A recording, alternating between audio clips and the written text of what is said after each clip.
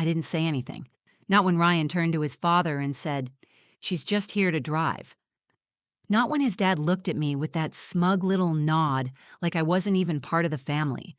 Not even when they walked into the restaurant ahead of me laughing like I wasn't standing right there with their granddaughter's tiny hand in mine. Because sometimes silence feels safer than speaking up. Ryan's dad, Warren, had made his feelings about me clear since the beginning. I wasn't the daughter-in-law he'd wanted.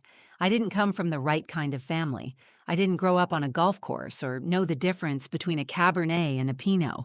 I was just there, tolerated.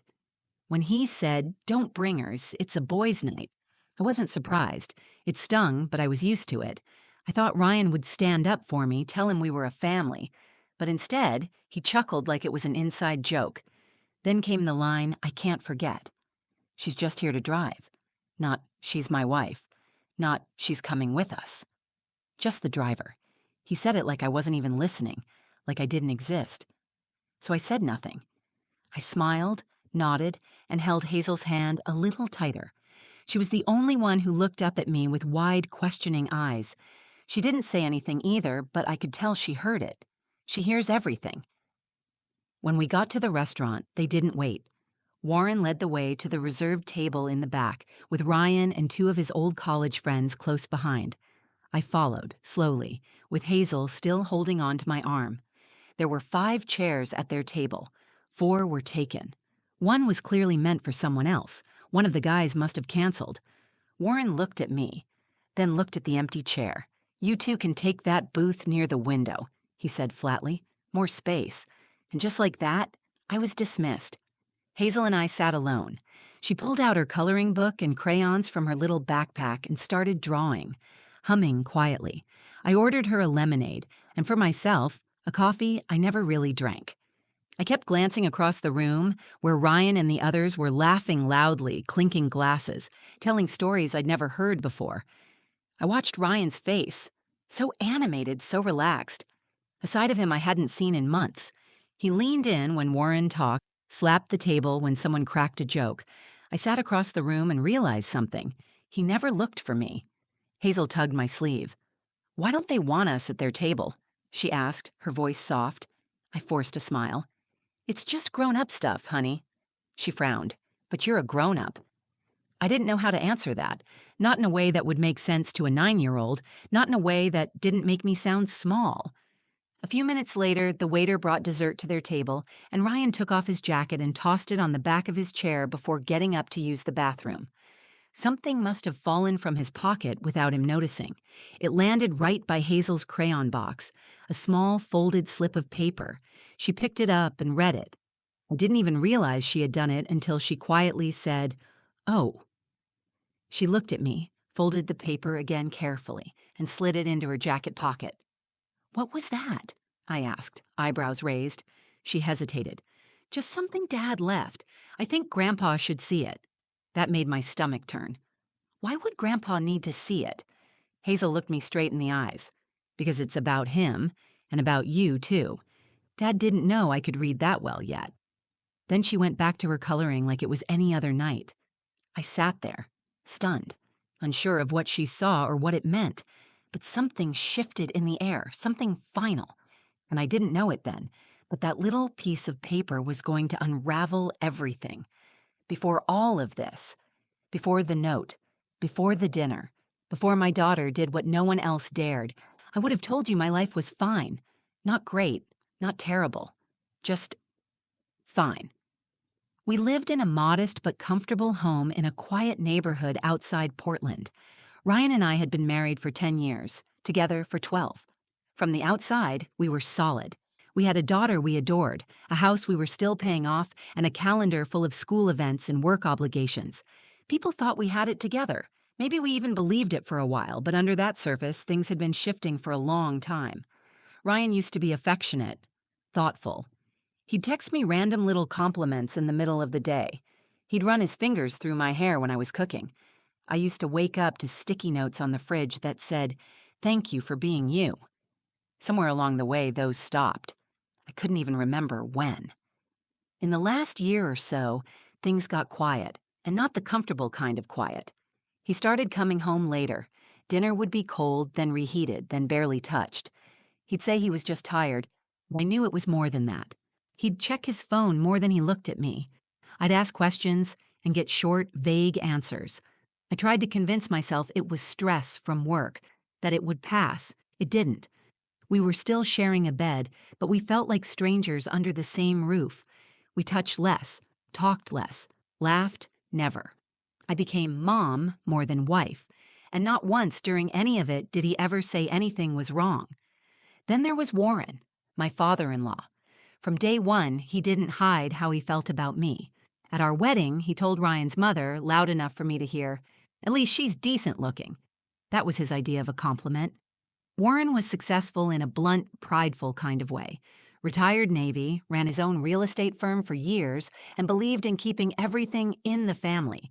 Except in his mind, I never really counted as family.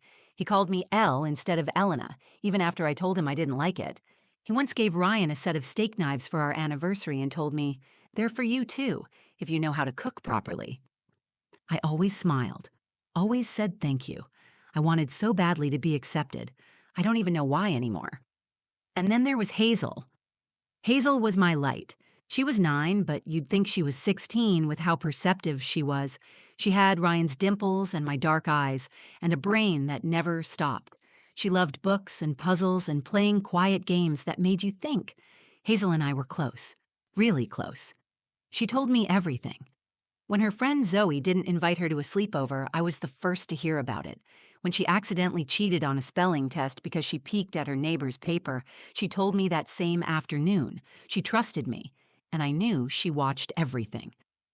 When Ryan snapped at me over a missing receipt, Hazel flinched. When I pretended it didn't hurt, she narrowed her eyes and watched me walk away.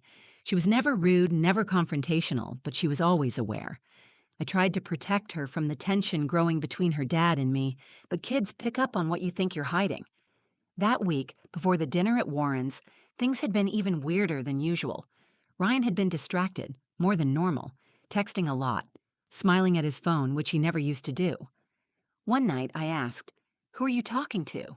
He didn't look up, just said, "Just work stuff." I didn't believe him, but I let it go. I had already grown tired of asking questions that didn't get answers. Then he told me about the dinner. "Just a boys' night," he said. "Dad invited me and a few of the guys. You can drive us, though." He didn't ask. He didn't even phrase it like an invitation. Just a fact, like I was the carpool. That's how we ended up in that restaurant. Hazel and I at a separate booth, him and his father laughing with old friends, and that's where Hazel found the note. But to understand why what happened next mattered so much, you have to understand what it felt like to be me in that moment. To sit across the room from your husband and realize you're no longer even part of his story. That night wasn't the beginning of the end. It was the moment I finally saw that the end had already started, and my daughter had noticed long before I did. Hazel held on to that folded note all through dinner, like it was a secret she hadn't decided what to do with yet. I tried not to press her. I was already battling the rising heat in my chest from everything else going on that night. The moment we walked into the restaurant, I felt like I didn't belong. Warren barely looked at me, just waved his hand and said, "Take a booth. We've only got 4 seats." No apology, no explanation. Ryan didn't object. He just adjusted his watch and slid into the seat next to his dad. I didn't argue. I didn't say a word. Just took Hazel's hand and walked us over to the corner booth by the window. She asked why we weren't sitting with the others. I gave her the same tired answer I always gave when I didn't know how to explain grown-up cruelty. Because sometimes people forget their manners. She didn't look convinced, but she didn't push. Instead, she opened her coloring book, ordered a lemonade, and began drawing a cat playing the violin. I watched her fill the page with swirls and music notes, her brows furrowed in concentration. I wished I could disappear into her world for a while. Across the restaurant, I could see Ryan laughing, really laughing, with Warren and his 2 college friends, Matt and Drew. I hadn't seen Ryan smile like that at home in months, maybe a year. It was like he had taken off some invisible weight when he walked away from me. At some point, a waiter brought the wrong drink to our table, an old-fashioned meant for the other table. I gently slid it away and said, "Not for us." The waiter apologized. It was a small moment, but it felt almost symbolic. That drink belonged to the people who mattered, not to the ones watching from the sidelines. Ryan stood up to use the bathroom midway through dessert. That's when the note fell, just a small piece of paper from his coat pocket. It landed by Hazel's crayons, barely noticeable. I didn't catch it until I saw her pause mid-color and lean down to pick it up. She unfolded it, scanned it quickly, then held it in both hands like it was something fragile. Her face didn't twist in confusion. It settled into a kind of quiet understanding. Not the kind a child should carry. I looked at her. "What's that, sweetheart?" She didn't answer right away. She folded it neatly, almost too carefully, and tucked it into the pocket of her jacket. Then she looked at me. Her voice was calm. "It's something Dad wrote. About Grandpa and about you." I felt a strange chill wash over me. "Did you read it?" She nodded. "I wasn't going to, but I can read better now. He didn't know that." I wanted to ask what it said. I wanted to take it from her, open it, demand the truth. But something stopped me. Maybe it was the way she held it. Maybe it was the way her eyes, normally full of light and mischief, had gone still. Like she knew she had just stepped into something she couldn't undo. "What are you going to do with it?" I asked. She looked over toward Warren's table, then back at me. "I think Grandpa should see it." I sat back, stunned. Of all the people in the world, Warren was the last one I'd want holding a piece of Ryan's secret. I had no idea what was in that note, but I had a feeling it wasn't just a harmless joke. Hazel wasn't the kind of kid to overreact. If she thought it mattered, it mattered. When Ryan came back, he didn't seem to notice anything missing. He gave me the same tight, closed-mouth smile he always did now. Hazel looked away from him, back down to her coloring book. She didn't speak. She didn't even smile. I could feel something shifting in the space between all of us. Like the center of gravity in the room had moved, and none of us were standing in the right place anymore. The rest of the night was a blur. Warren laughed too loud. Ryan drank too much. I watched Hazel. She didn't fidget. She didn't ask for her tablet. She just waited. The next day, we were invited to dinner at Warren's house. Normally, I'd try to get out of it. But that night, Hazel said she wanted to go. I asked her why. "Because Grandpa needs to see it," she said. And that was it. No drama, no build-up, just a child's certainty. I didn't know what kind of storm we were walking into, but I knew we were already standing in the rain. That night, after we got home from the restaurant, Hazel was quiet. Not tired. She rarely went to bed without asking for a story or sneaking an extra cookie, but quiet in that thoughtful, heavy way that made my stomach ache. I helped her change into her pajamas. She brushed her teeth without being reminded. Then she crawled into bed and pulled the blanket to her chin, holding the note in her hand like it was part of her now. She hadn't let it go once. I sat on the edge of her bed and gently ran my hand through her hair. "You don't have to worry about grown-up things," I said softly. Hazel looked at me. "But what if the grown-ups are the ones causing the problem?" There wasn't a trace of sarcasm in her voice, just quiet clarity. Like she'd been sitting in the audience of my life this whole time and had finally decided she couldn't keep watching without saying something. I exhaled slowly. "Do you want me to read it?" She hesitated, then shook her head. "Not yet. I want to be the one to give it to Grandpa." I looked at her for a long time. This small girl with my eyes and her father's stubbornness. There was so much I wanted to protect her from, and maybe that was the problem. I'd spent so long trying to protect her that I'd stopped protecting myself. I'd normalized the silence, the looks, the way Ryan left entire conversations half-finished because he didn't think I deserved a full answer. I'd become someone who existed in the background of her own life, but not Hazel. She'd seen enough, and now she wanted to act. Later that night, after she fell asleep, I sat in the living room holding a cup of tea I wasn't drinking. The note was still in her room. I could have crept in, taken it, read it, but I didn't. I wasn't sure if I was more afraid of what it would say or what I'd have to do after I read it. Around midnight, Ryan came home from wherever he'd gone after dinner. I didn't ask. He didn't offer. He tossed his keys on the counter and walked past me like I was furniture. "You still up?" he asked, glancing at the TV that was off. I nodded. "Hazel wants to go to your dad's tomorrow." He rubbed the back of his neck. "Didn't think you'd be up for that." She asked. I said yes. He looked at me for a second like he wanted to say something, then just muttered, "All right," and disappeared down the hallway. That was the moment something inside me shifted. Not exploded, just shifted. Quietly, permanently. I wasn't going to argue anymore. I wasn't going to beg for attention or respect. I wasn't even going to try to fix it. I was going to let the truth come out, even if it didn't come from me. The next morning, Hazel came to breakfast already dressed, her hair brushed, the note folded and placed neatly into the pocket of her sweater. Ryan barely looked up from his phone. "You ready?" he asked. Hazel nodded. "I'm bringing something for Grandpa." He glanced at her, then at me. "What kind of something?" I shrugged. "She'll tell him." He stared at me, and for the first time in a long while, I saw something behind his eyes. Uncertainty. The car ride was quiet. Hazel looked out the window the whole time. Ryan was on his phone again. I watched the trees blur past and wondered how long I'd been holding my breath. When we pulled into Warren's driveway, Hazel unbuckled her seatbelt and turned to me. "Will you be mad at me if he gets mad?" I reached back, took her hand, and said, "No, baby, not at all. Sometimes telling the truth makes people uncomfortable, but that doesn't make it wrong." She nodded and tucked the note deeper into her pocket. We walked up to the house. Warren greeted us in his usual gruff tone. Ryan laughed at some joke I didn't hear. We stepped inside, the smell of overcooked roast beef filling the air. Everything looked the same: the house, the people, the furniture. But something was very, very different. This time, I wasn't going to protect anyone from what came next, and Hazel, my quiet, thoughtful daughter, was about to do what none of us had been brave enough to do.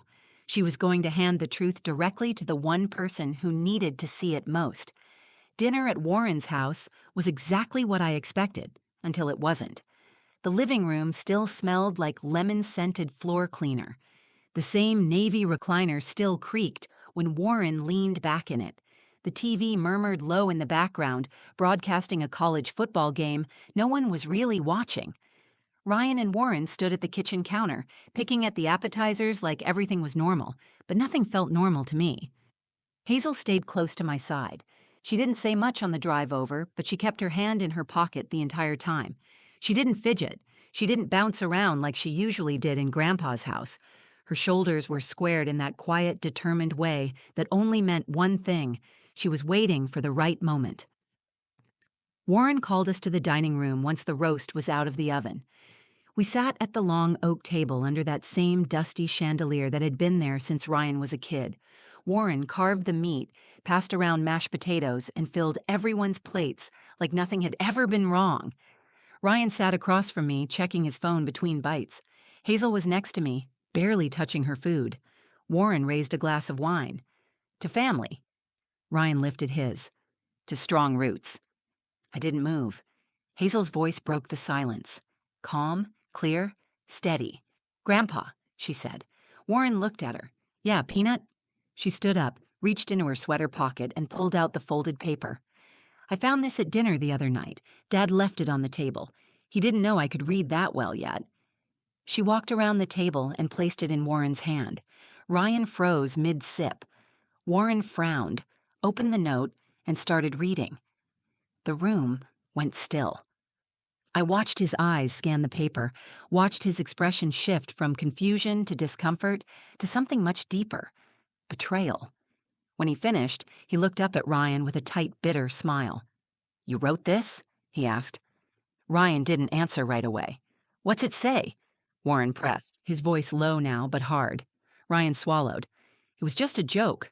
Between me and Drew, it wasn't meant to be serious." Warren didn't look convinced. He unfolded the paper and read it aloud. "Dinner with the old man tonight. Pray for me. I swear, next time I'm marrying up, not dragging around dead weight to keep up appearances. At least Dad buys the drinks." He tossed the paper onto the center of the table. "Dead weight," Warren repeated. "That what she is to you?" Ryan's face turned red. It was just sarcasm. "Come on, Dad, you know how we talk." Warren looked at me. Really looked at me. For the first time in years. "You've known about this?" he asked. I shook my head. "Hazel found the note. I didn't even read it until now." Hazel was already back in her seat, hands in her lap, quiet as ever. But I could see the weight she'd been carrying finally lift. Ryan stood up abruptly, trying to laugh it off. "Seriously, you're all being too sensitive. It was just venting. Everyone vents. I've been stressed." Warren didn't flinch. He didn't yell. He didn't even raise his voice.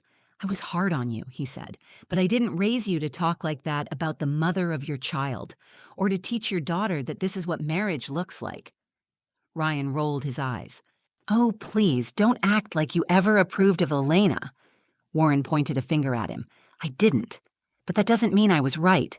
I see her now, and I see you." Ryan stared at him, stunned into silence. Warren turned to Hazel and said gently, "You did the right thing." She nodded, eyes wide, unsure how to feel. Ryan grabbed his keys off the table and muttered, "I'm leaving." No one stopped him. The door slammed behind him a few seconds later. The silence that followed wasn't tense. It was relief.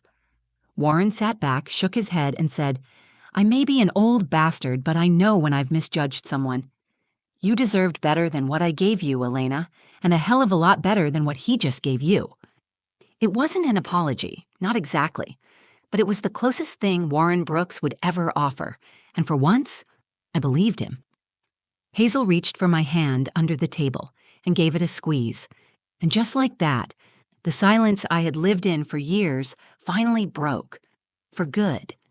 The house was quieter after Ryan left, not in that tense, tiptoeing kind of way it had been before, but in a clean, still way, like someone had finally shut off the noise we'd all been pretending not to hear. Hazel and I didn't talk much on the drive home from Warren's that night. She leaned her head against the window and watched the streetlights pass by like they were blinking out a code only she could understand. I glanced at her every few seconds, wondering how a 9-year-old could carry so much composure, so much awareness, without ever raising her voice. When we pulled into the driveway, she turned to me. "Are we okay now?" she asked. I reached over and tucked a strand of hair behind her ear. "We're going to be," I said. "Better than we've been in a long time." That night, I tucked her in without needing to remind her twice. She held my hand a little longer than usual, and before she drifted off, she said, "I didn't want to hurt Dad. I just didn't want you to keep getting hurt either." And that's when I really felt it. The break between who we had been and who we were about to become. The next morning, I woke up to an empty side of the bed that didn't ache. There were no passive-aggressive sighs from the hallway, no mumbled complaints about work emails or coffee that was too cold, just sunlight filtering in through the blinds and the sound of birds I'd stopped noticing months ago. Ryan didn't call that day, or the next. I didn't call him either. It's strange how absence can be so loud until you finally get used to it. Hazel started sleeping better. She stopped grinding her teeth. She smiled more. She talked about school like it was fun again. And little by little, I realized I was healing too, quietly, steadily, like a wound that had gone unnoticed for too long finally being cleaned. About a week later, Warren called. I didn't expect it. For years, our conversations had been nothing more than polite exchanges or thinly veiled critiques. But this time, he didn't ask to speak to Ryan. He asked to speak to me. "I'd like to take Hazel to the park this weekend," he said. "If that's okay with you?" I paused. "That's okay." "And maybe," he added, "you and I could sit down sometime. Just you and me. I think I owe you that much." He didn't elaborate, and I didn't push. But when we met for coffee that Saturday, something felt different. Warren didn't pretend to be someone he wasn't. He didn't suddenly turn warm or expressive. But he listened. Really listened. "I was wrong about you," he said, "and I saw the way she looks at you. That kid. She's proud of her mother. That means something." I didn't forgive everything in that moment, but it was a start. As for Ryan, we spoke once, briefly, about logistics. He wanted to come get some of his things. I told him I'd leave them on the porch. He didn't argue. He asked how Hazel was doing. I told him she was sleeping through the night again. He said nothing. That silence, the same one that used to suffocate me, finally felt like freedom. In the weeks that followed, I started making small changes. I repainted the hallway. I donated the tie collection Ryan never wore but insisted on keeping. I signed Hazel and me up for a pottery class at the community center on Saturdays. She made a little clay dish and painted it blue with gold flecks. She gave it to me and said, "It's for your keys, so you don't lose them." But what I think she really meant was, "Here's something just for you, something solid, something new." The truth is, I didn't leave Ryan. He left himself behind a long time ago. I just finally stopped following. People talk a lot about breaking points, but I don't think mine was loud or dramatic. It was quiet. It was in Hazel's voice when she handed her grandfather that note. It was in the way she looked at me afterward, not for permission, but for peace. And in that moment, I realized something I should have known all along. Kids don't need us to be perfect. They just need us to be honest, to be brave when they're watching, because they're always watching. Hazel gave me the courage to stop surviving and start living, and I gave her the truth. That's how we saved each other. If this story resonated with you, even just a little, I hope you'll take a moment to reflect on the quiet ways we teach others how to treat us, and how we teach our children what love should look like. I stayed silent for too long, thinking it was the strong thing to do. But in the end, it was my daughter's voice, small but unshakable, that reminded me what real strength looks like. If you've ever been in a moment like that, where you had to choose between peace and truth, I'd love to hear your story in the comments. I read every one. If you found this story meaningful, please give it a like, share it with someone who might need to hear it, and subscribe to the channel for more real-life stories like this. Your support helps these stories reach others who feel invisible, unheard, or unsure of their next step. Thanks for watching. And remember, silence isn't strength when it hides the truth.